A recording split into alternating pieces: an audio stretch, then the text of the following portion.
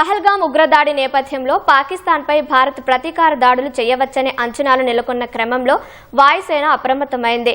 ఉన్నత స్థాయి నుంచి ఆదేశాలు రావడమే తరువాత శత్రువులపై దాడి చేసేందుకు యుద్ధ విమానాలను సిద్ధంగా ఉంచింది. దేశ పశ్చిమ ప్రాంతంలో ఉన్న అన్ని వైమానిక స్థావరాల్లో 2 నుంచి 3 యుద్ధ విమానాలు 24 గంటలు అందుబాటులో ఉండేలా చూస్తున్నారు. 2019 సర్జికల్ స్ట్రైక్ తో పోలిస్తే ప్రస్తుతం భారత్ వద్ద అధునాతన రఫేల్ యుద్ధ విమానాలు ఉన్నాయి. పాకిస్తాన్ నుంచి వచ్చే క్షిపణులను అడ్డుకునేందుకు S-400 గగనతల రక్షణ వ్యవస్థ కూడా భారత్ వద్ద ఉంది.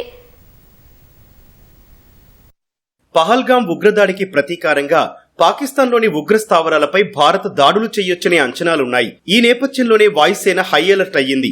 ఇప్పటికే air chief marshal Amarpreet Singh ప్రధాని నరేంద్ర మోదీతో సమావేశమై వాయుసేన యుద్ధ సన్నద్ధత గురించి వివరించారు. పాకిస్తాన్తో ఉద్రిక్తతలు నెలకొన్న నేపథ్యంలో భారత వాయుసేన నిత్యం కంబాట్ ఎయిర్ పాట్రోల్స్ ను నిర్వహిస్తోంది. ఇటీవలే ఆపరేషన్ ఆక్రమణ్ పేరిట డ్రిల్స్ నిర్వహించింది. పశ్చిమ భాగంలో ఉన్న అన్ని వైమానిక స్థావరాల్లో ఆపరేషనల్ రెడీనెస్ ప్లాట్ఫామ్ సంఖ్యను సైతం పెంచింది. ఒక ఆపరేషనల్ రెడీనెస్ ప్లాట్ఫామ్స్ లో 2 నుంచి 3 ఫైటర్ జెట్లు ఉంటాయి. ఇవి 24 గంటలు అందుబాటులో ఉంటాయి. ఆదేశాలు రాగానే శత్రువులపైకి దూసుకెళ్లేందుకు ఫైటర్ జెట్లు సిద్ధంగా ఉంటాయి.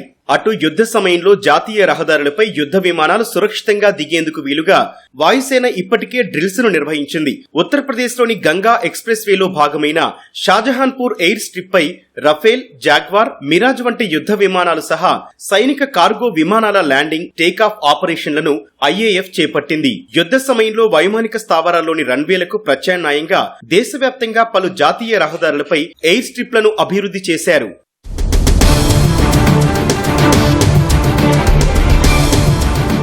భారత వాయుసేన సన్నద్ధతను చూసి పాకిస్తాన్ కూడా దాడి తప్పదనే భావిస్తోంది.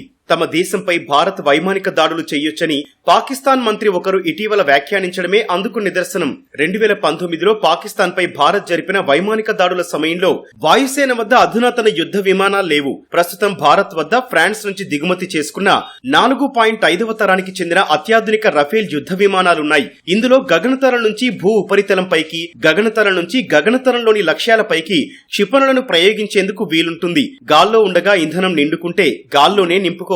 అటు రష్యా నుంచి దిగుమతి చేసుకున్న అత్యాధునిక గగనతల రక్షణ వ్యవస్థ S-400 కూడా భారత్ వద్ద ఉంది. దాదాపు 400 కిలోమీటర్ల దూరంలోని యుద్ధ విమానాలు, క్రూజ్ క్షిపణులను S-400 ధ్వంసం చేయగలదు.